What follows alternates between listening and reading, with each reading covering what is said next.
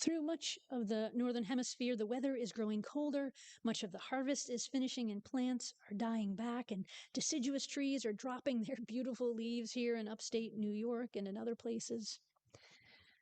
For several centuries, perhaps millennia, people have created celebrations that honor the cycles of life and death. In the next week, there is Halloween, All Hallows Eve, the Celtic and or pagan holiday of Samhain. There's All Saints' Day and All Souls' Day in the Catholic and other Christian traditions. And in this part of the world, we are headed into the darker time of the year. The days are definitely growing shorter. There's a confluence of different cultures and different religious traditions that commemorate this time of year with festivals honoring those who have died. In some places, especially in parts of Mexico, de los Muertos, or Days of the Dead, are celebrated in the cemeteries and in homes.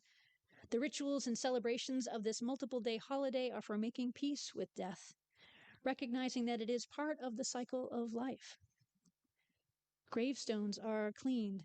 Marigolds and marigold petals are used to light the way for the dead to find their way to their relatives, or to find their way to cross over. Favorite foods and beverages are present to symbolically honor those who have died. Decorated sugar skulls and creations of skeletons enacting things they did in life are plentiful, because the reality is that death is as close as our own bones, and life and love are as near as our own heartbeat, as our next breath. We've created an altar here in the circle from the top level, where it is most accessible, down towards the center, to symbolize that there are different kinds of losses and that they are connected.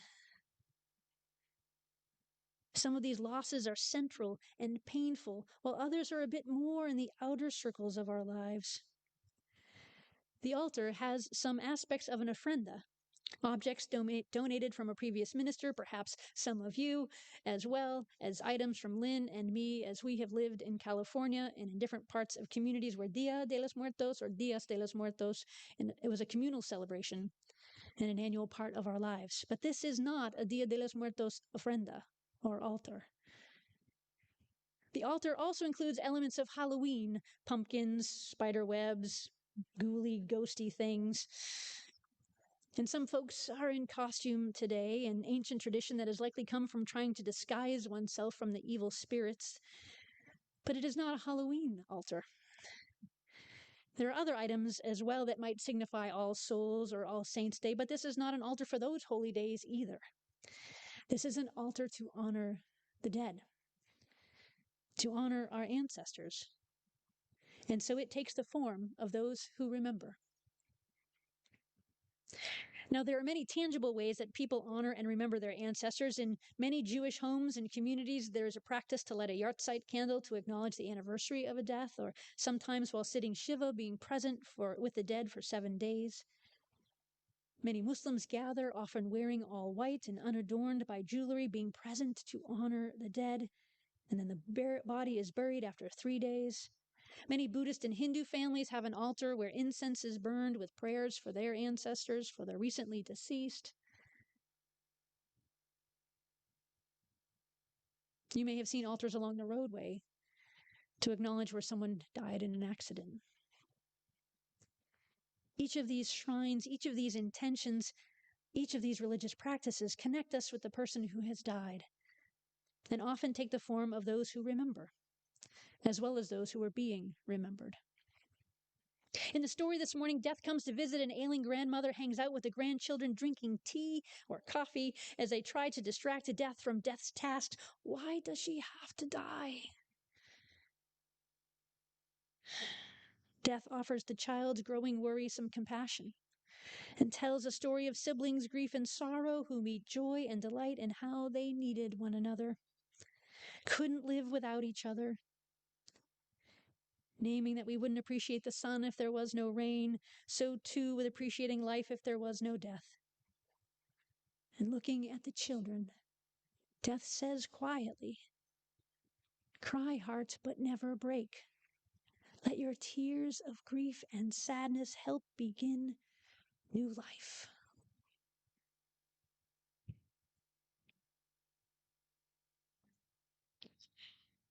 In religious community, together, we strive to make some sense out of experiences, to find some meaning in the journey of our lives. And sometimes just to be with one another when it seems that there is no sense or meaning to be found at all. These past few years have certainly given us plenty of moments to experience disorientation, wondering what the meaning of it all is amidst all these losses and changes. Many of us have shed tears of grief and sadness and are now wondering how to help begin new life in these liminal times, no longer in the crisis of COVID, but also not quite out of the so called woods either. One of the gifts of community is that we can co create a space for our questions, for our worries, for our celebrations. We co create memories and experiences and experience losses. By being connected to one another, we're hopefully called into becoming our better selves, a place where we can risk sharing with one another our joys, our hopes, our losses, our fears, and our grief, and that we don't have to hold those on our own. Cry, heart, but never break. When someone we love dies, we can be overwhelmed with numbness or sorrow that feels bigger than we can bear. Our grief may not be lessened by community, but it may become more bearable. I know that that has been true for me. The pain of loss can feel overwhelming. It can be hard to reach out. And it is okay to ask someone to be with you, to take care of a few things, to bring a meal or walk the dog or watch the kids. It can be challenging to reach out to someone who's just lost a loved one because we don't want to intrude or bother them. If you're close to them, reach out in all the ways you can. If you're not so close, send a card or bring by some flowers a week or two later. Keep checking on them from time to time because some of the hardest part of the journey of grief happens after the memorials and the flowers and the cards have stopped and the house is quiet.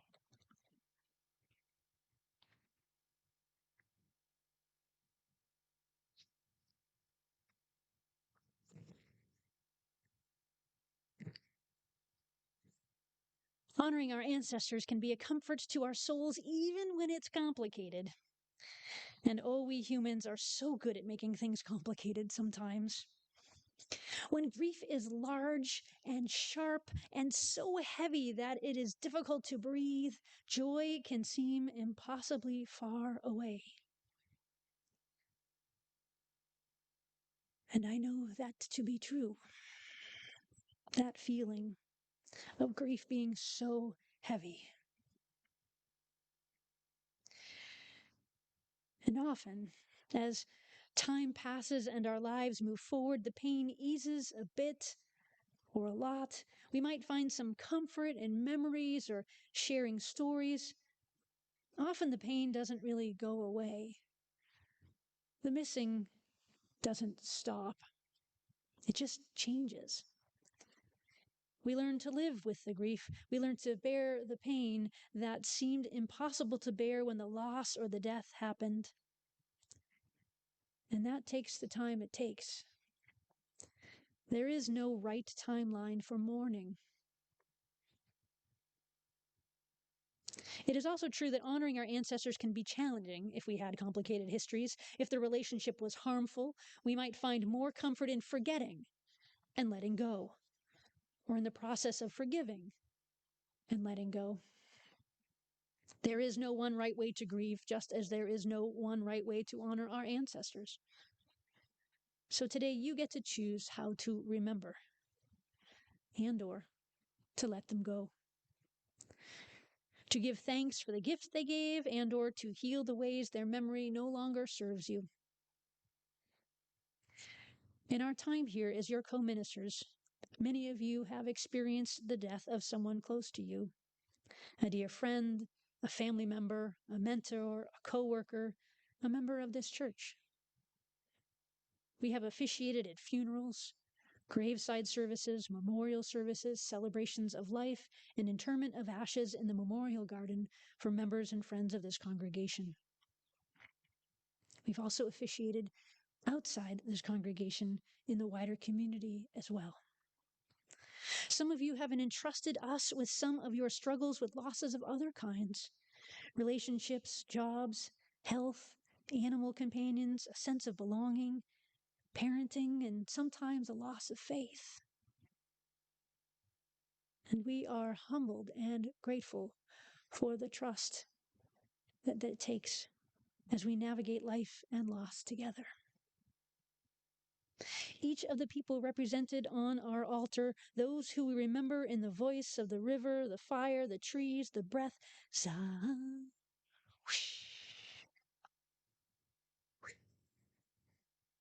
those with beautiful and or complicated lives, they left a space when they died.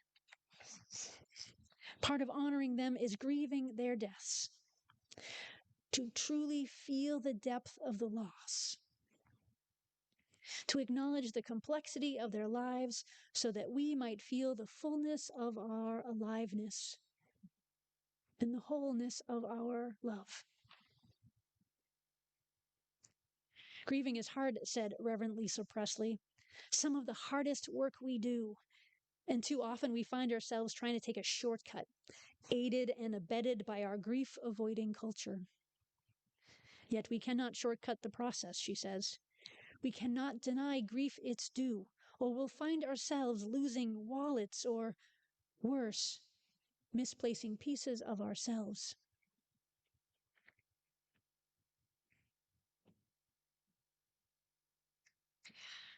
But what if our grief is full of anger? Anger at the person who died, for leaving, for all the things left undone. Anger at the violence that may have caused their death. Anger and resentment for the long list of decisions and things to do. Anger for pain they caused while they were alive. Anger for words spoken or left unsaid. Anger at God. Anger at medical staff, anger at friends or family for not understanding, anger at a community for not caring enough, anger at ourselves for what we did or didn't do, anger that the world could possibly continue. Poet Bill Holm wrote of this anger, saying, "Who do you think they are? Who do they think they are, up and dying in the middle of the night, leaving themselves all over the house, all over my books, all over my face? How dare they sit in the front seat of my car, invisible, not wearing their seat belts, not holding up their end of the conversation?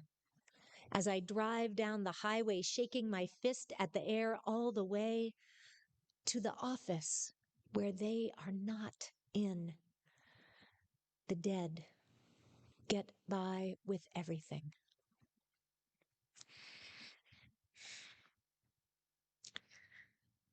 Today we have some chili peppers on the altar to represent the heat of this anger, not as something to push away, deny, or resist, but to experience and express.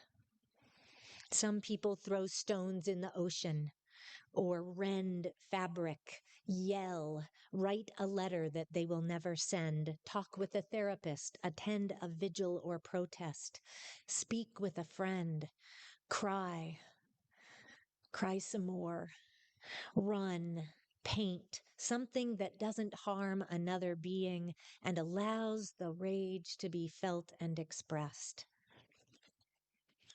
For it is sometimes part of grief. And so we acknowledge all those who have helped us become. To be clear, we don't always give thanks, but we do acknowledge, because some of our ancestors, some of those who are part of our physical DNA, our religious tradition, our cultural heritage, have done things that were harmful, that caused pain, and did things that were unjust. It may be tempting to deny that they are part of our ancestry, that you or we that you or we are part of their lineage. And denying the truth is of that often complicated history won't allow us to fully heal or to address the legacies of shame, pain, and oppression that some of our ancestors put into motion. By acknowledging our ancestors, including the challenging ones, we can tell a more honest story of the past, preparing the way for a healthier, more just, and equitable present and future. We also don't always know who our ancestors were. People who were adopted or people who were stolen from their land and brought to another country. Sometimes heritage can be hard to trace. As we grieve loved ones lost, let us open our hearts further to the pain that arises as we reckon with, rather than ignoring this country's fraught history. Some of us may be afraid to face the horrific truths of our history and our present in this land, and yet it is exactly what is needed to be able to heal.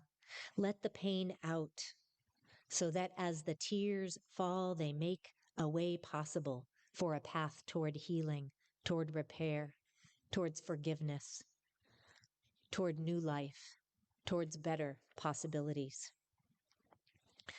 For every ancestor that was lost due to enslavement of Africans and indentured servitude of so many people and classes, and name out loud the forced relocation of indigenous peoples, we now acknowledge these losses, these erasures. The words are hard to find to name such seemingly irreparable harm, because we cannot take away the horror and tragedy.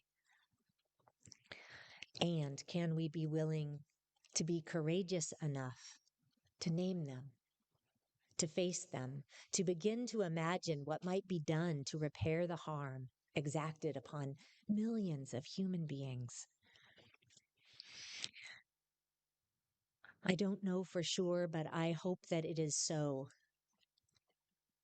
To be able to heal, to be able to repair, because our lives are interdependent, and so is our pain and our suffering and our healing. As we practice holding the stories of our ancestors honestly and in as much fullness as we can know, seeing there the struggles and the joy, we may find that we have more compassion for ourselves and for one another. Because aren't we all complicated? Aren't we all a mix of times when we get it right and times when we miss the mark? Together, we practice showing up being fully human. May the lives of our ancestors and the stories that we share about them give us strength. Where there has been harm, let us tend to the healing. Where there has been love, kindness, and courage, let us find inspiration and hope to sustain us for all that lies ahead.